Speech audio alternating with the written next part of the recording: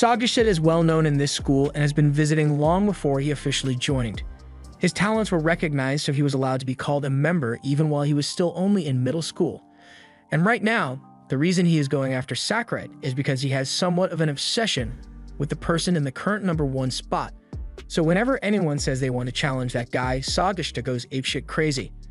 One of the students pleads with Sue to stop Sagashita before he kills the new guy, but Sue didn't come to school today to put himself within punching range for no reason. As Sakura is still fighting, he accidentally slips on some white liquid on the floor, so Sagashita tries to take full advantage of the blunder and wins up a haymaker. However, his punch catches nothing but air as Sakura has already recovered and leans back into a backflip kick across Sagashita's face.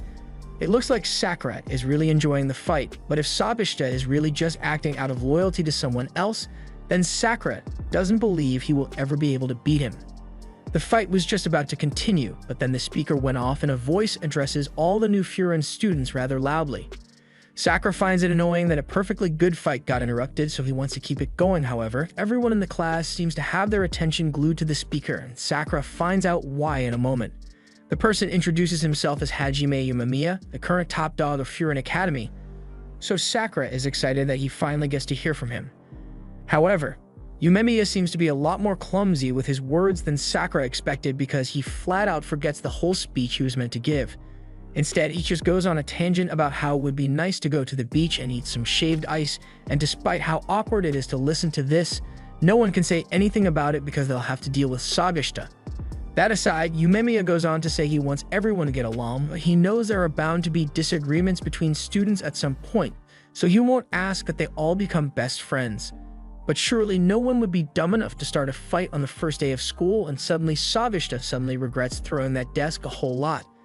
Before he ends his public address, Yumemiya has one last thing he wants to say to all the students, even though they probably already know. It is their job to protect the town. The people there trust them to be their shield, so they must live up to their expectations and guard them with everything they have. Sakura is surprised that someone could command so much respect without even being in the room to begin with. He finds it hard to believe that Yumemiya was able to foster this kind of solidarity among the students here simply by being a strong fighter, making him even more curious to find out what kind of guy Yumemiya really is. Now that the fighting has stopped, Sue slides in and asks if Sakura and Tsubishita are ready to make up yet. But Sakura sees no reason why he should forgive Tsubishita since they haven't settled the score yet. Plus, Tsubishita was the one who attacked him first to begin with. To mediate, Sue makes valid arguments that Sakura shouldn't go around holding grudges if he actually wants to make it to the top, and Tsubishita shouldn't have gone and started a fight out of nowhere when he knows Yumemiya would not have liked that. So after listening to Sue's logic, Tsubishita stretches his hand out to Sakura for a handshake, and Sakura does the same. Although, that doesn't mean they are friends all of a sudden. As soon as the handshake is done, Sakura gets swarmed by his new classmates, who all want to congratulate him on how amazing he was for being able to land a solid hit on Tsubishita. As Sakura was messing around with his classmates, a guy suddenly bursts in and tells everyone that it's time to head out. Sakura doesn't know what he means by that, and he is even more confused when he ends up having to paint a wall. 30 minutes earlier, after that guy called them all out to the courtyard, Sakura was pissed that he had to leave the classroom right after he got there, but the guy doesn't want to hear it since if they end up being late, then he is going to get yelled at as well. They look over to the edge of the courtyard and spot Haraji yelling at a bunch of students for taking too long to get down here. Sakura recognizes him from the fight yesterday, and Mirai is shocked he actually knows Haraji, so Sakura explains that he has met him when he saved Kotoa from that gang. But as soon as Haraji hears this, he comes racing over and grabs Sakura's face, driving him away to talk in private. Haraji doesn't want Sakura telling anyone that Kotoha was in danger here today, because if Yumemiya finds out that Kotoha was in danger, there's going to be hell to pay. And as he says this, he reaches into his jacket pocket, which puts Sakura on edge, but he was just pulling out stomach medicine because he can't handle all the stress dealing with Yumemiya causes. Hiraji walks away after that, leaving Sakura incredibly confused, and as soon as he returns to Nirai, he is bombarded by questions about what Hiraji is like. The only thing Sakura can say about him is that he is pretty weird, which Nirai immediately jots down in his top secret book. Sakura doesn't understand why he cares so much about getting info on Hiraji, so Nirai explains that Hiraji is one of the 4 Heavenly Kings of Furin Academy under Yumemiya, and each Heavenly King has their appointed captains for each class. After explaining how they will be grouped up, Haraji tells them that they are moving out, so they should follow him. Sakura still doesn't know what they are even meant to be doing, so he is finally informed that they are going on patrol. Sakura doesn't really have a problem with going on patrol, but he does have a problem of having to do it with Tsubishita. Haraji didn't really want to have to deal with them, but Yumemiya asked that he keep an eye on them so they don't start fighting again. Sakura complains that he wasn't the one who started the fight, but Haraji doesn't care at all. After Sakura has calmed down, he asks why they say they are on patrol when this seems a lot like they are just strolling through town. If they are meant to be protecting the town, then Sakura thinks it would be more efficient to go around and look for people who are causing trouble so they can beat them up. Haraji calls Sakura an idiot for thinking something like that would be effective at reducing crime because that's just raiding. And walking around has its purpose because people knowing that the Furin students are around will keep the smaller groups of troublemakers away. Just then, Haraji notices an old lady climbing on a rickety old ladder, so he steps in to keep her from breaking her hip, and all of a sudden, the entire group is helping repaint the storefront. Sakura doesn't understand how he ended up doing this, but it's all part of being a member of Furin. Once they are all done painting the walls, they receive many thanks, as well as some delicious snacks for the road. As they leave, Haraji addresses what Sakura has said earlier about thinking what they were doing is boring, and Haraji can understand why he thinks that way since he was the same before, but now he has come to learn that being needed can be pretty fun as well. After walking for a while, they end up in an alleyway which gives off a different vibe.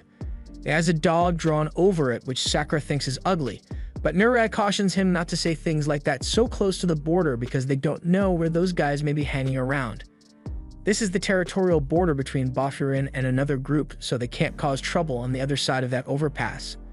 Over there, Bafurin's rules mean nothing because they have no jurisdiction. The group is called Shishitorin, and they believe only in absolute power. Mirai said all this with the intent of stopping Sakura from causing trouble, but he only managed to get him more interested. Just then, they notice one of the Furin students being chased down by a couple of people from Shishitorin, but he's on their side of the track, so Haraji can't get involved. The guy was about to get caught before he could cross back over to Furin territory, but Sakura and Tsubishita don't really care about rules, so they both jump in and knock out one of the Shishitorin people. Naraya thinks this is going to cause trouble since they struck Shishitorin students on their turf, but Sakura believes it's only fair that they fight back since Shishitorin clearly attacked one of their own first. However, even though Sakura and Tsubishita just laid out one of their people, the others there don't seem to care about what happened to him in the slightest and start shitting on him for losing a fight after just one kick. Just then, someone approaches from behind, and the two Tsubishita students immediately have shivers sent down their spines because they know exactly who this is: Joe Togame. He is the second in command at Shishitorin, and he came over here because he heard a commotion, but he is surprised to see one of his people knocked out on the ground, so Haraji steps up and informs him that the unconscious guy was chasing after one of Furin's people, so they stepped in and stopped what was going on. Once Togame grasps that what happened here was the work of Tsubishita and Sakura, his reaction gets Sakura excited since he believes he might get a good fight from this guy, but soon after, the unconscious guy wakes up and begins yelling at Sakura for breaking the rules and interfering in the business of the Shishitorin group. However, as he was going on with his rant, Togame clocks him over the head with a bottle, making him go unconscious again. If there's one thing Togame hates, it's weak losers, and especially those who try to hide behind rules and order, so he starts beating the guy up because he doesn't belong in Shishitorin anymore. It gets so bad that Haraji has to stop Togame and ask if he is really on the same team as the guy he is beating up. Togame pauses the beating for a second, just to say that the guy isn't his teammate anymore. He just lost a ranked match and got demoted to Silver 2, so he is no longer welcome as a member of Shishitorin, which is why Togame is revoking his cool jacket. After listening to everything Togame has to say, Sakura has heard enough and now thinks he is really lame. He beats up the weak so he can call himself strong, so Togame is a huge letdown. Everyone thinks a fight is about to break out, but while Togame is definitely pissed off, he decides that he'll beat Sakura up on a better stage, so he's going to leave for now, but he'll be sure to remember his face. After that is over, Narai starts screaming because Sakura and Tsubishita may have just done something that will lead to an all-out war against the Shishitorin people. And if Sakura hadn't provoked him at the end, he may have been a little more forgiving of the attack they did. Haraji doesn't think that could have happened because Togame isn't as easygoing as he may appear. Among the Shishitorin, he is easily the most territorial, so there's no way he would ever forgive an incident like this. Regardless, Hiraji admits that he should have been the one to step in and save the kid, so he apologizes for not doing anything when it counted. For now, they should all head back to the school so they can report to Yumemiya. Hiraji is dreading having to give the report, which gets Sakura further intrigued to find out what kind of guy Yumemiya actually is. But once they finally get to the roof and meet him, he seems like a really nice guy. Hiraji approaches him and says they've got a problem on their hands, but he says he already knows all about it. That makes no sense since nobody could have told him about what happened yet, but it turns out that he's just talking about his plants. The others are starting to understand why Hiraji hates having to report to Yumemiya now, and it's because he never listens to anything you tell him. Sakura tries to get his attention, but Sagashta gets angry that he would dare try to communicate with his idol, so he was ready to start fighting again, until he remembered Yumemiya is right here and wouldn't approve. They all end up sitting down while Yumemiya explains all the plants he has been growing, when they really should be talking about the real issue here. Sakura can't even tell the difference between the plants anyway, and while he's definitely a good guy, Sakura is more confused than ever about why so many people respect Yumemiya so much. After a while of listening to his plant lecture, the kid who got beat up speaks up and starts explaining what happened today. He says he saw a shoplifter stealing in town, so he chased after the guide, but before he knew it, he had gone too far and ended up in the lion's head territory. They were chasing him down and there was no way he could have ever managed to outrun them, but just as he was about to give up, he was saved by Sakura and Sagashta. He admired the Furin students so much that he tried to be like them, but he only ended up sparking a clash with the lion's head and getting everyone involved, and for that, he is truly sorry. Yumemiya calls Sasaki by name and tells him thank you for doing what you did. Sure, he may have inadvertently caused a war, but he did it while trying to protect the people of this town, so he has nothing to be sorry for. As for the war, he doesn't have to worry about it since Yumemiya says he will personally handle it. But that aside, he really wants to know how Sakura and Sagashta saved him, so Sasaki explains that they kicked one of the guys off his feet. Yumemiya knows the lion's head people won't like that one bit, but he's got to admit that finds it pretty funny. Hiraji apologizes since all this happened while he was meant to be looking after them, but Yumemiya doesn't blame him for it since mistakes happen all the time and Narai rats Sakura out for making things worse by taunting Togame. So Sakura explains that he couldn't stand the fact that Togame was talking about strength being the only thing that was important while only beating him on the weak, so he said it to his face. Yumemiya understands what happened, so he gets up and Sakura thinks he wants to fight, but he actually just gives him a pat on the head and says he was thinking the same thing since those guys have a terrible mindset. On another note, he heard about what Sakura did on Main Street yesterday and today he saved Sasaki, so Yumemiya thanks him for looking out for the people here. Sagashta is jealous that Sakura is getting so much attention and Sakura feels a strange feeling of relaxation from around him. He is starting to understand why people are drawn to him all the time, and that's because he has a presence that would make anyone feel safe. However, Sakura won't let himself give in to that warmth, so he slaps Yumemiya's hand away. Just then, Hiraji gets a call from Kaji, but the only words he can hear him say over the phone are the words lion's head before he gets cut off on the phone. Yumemiya asks if something is wrong, but then a moment later they hear someone talking on a megaphone. So they all look down to the courtyard and see a guy dragging the unconscious body of one of the students here. He says he is the leader of Shishitorin, otherwise known as Lion's Head, and his name is Tomiyama Choji. The reason he has come here today and beaten up so many Furin students is because he wants to have a good and clean fight with Yumemiya, and his smile shows just how excited he is for it. Narei is freaking out over the fact that the leader of Lion's Head is here in person, while Sakura is just getting excited because he knows Tomiyama must be stronger than Togame. In that same moment, Sakura feels an unbelievable presence behind him, and he can't tell what it was, so as he sees Yumemiya leaving, he starts following him. The others do the same, and once they are all outside, Yumemiya tells them to stay out of this one. Sakura, as usual, insists on wanting to fight, but Yumemiya just coldly warns him that he doesn't repeat orders twice. Sakura is instantly hit with a sudden wave of obedience because he knows he would have caught a straight punch if he talked back just now, but he has no idea how Yumemiya's entire demeanor could have changed so suddenly. He approaches Tomiyama and calls him out for still holding one of the Furin students by the hair, but Tomiyama simply acknowledges it and laughs straight in Yumemiya's face about what he did. Sakura thinks this guy must be insanely strong, or at least just insane to have the guts to mock Yumemiya to his face like this, and all he really wants right now is to face Yumemiya in a 1 versus 1 since he's got a good excuse for it after what Sakura and Sagashta did. Yumemiya just stands still while Tomiyama circles him, still asking for a fight, but then he speaks up and says that while it may be true that Furin made the first move by knocking out that guy under the bridge, but clearly, Tomiyama has done much worse in retaliation, so he thinks they can call it even now. Tomiyama agrees that what he has done is enough to at least call it even for now, but that doesn't mean things have been settled as he throws a kick at Yumemiya's face. Yumemiya caught it, but Tomiyama wasn't actually going for a sneak attack. He just wanted to start another conflict so he has a reason to fight Yumemiya. It doesn't make any sense why he wants to fight so badly, so Yumemiya asks what his goal is in doing all this. Tomiyama answers that it's not necessarily because he wants to fight, but rather he wants Yumemiya. Over at Lion's Head, it has been really lonely for him, ever since he became the top dog, but Yumemiya, on the other hand, has no shortage of friends to have fun with, so Tomiyama came up with a rational solution to come here and take over all of Furin so he can have fun too. Yumemiya can sympathize Tomiyama's point of view, but before he could even attempt to talk things out with him, some other members of Lion's Head show up, and while Tomiyama is confused why they are here since he didn't call for backup, they tell him that it was a bad idea to go assaulting Furin High on his own like this. Sakura and the others walk forward to join Yumemiya, and even though he tries to get them to back off again, Sakura stands his ground because while he can respect a duel, he won't stand for a jumping. Tomiyama is getting frustrated since he was just about to get a proper duel with Yumemiya, so he wants everyone else to leave already. But Togame doesn't think a duel is really going to work out today, especially when they've got the entire student body staring them down at the moment.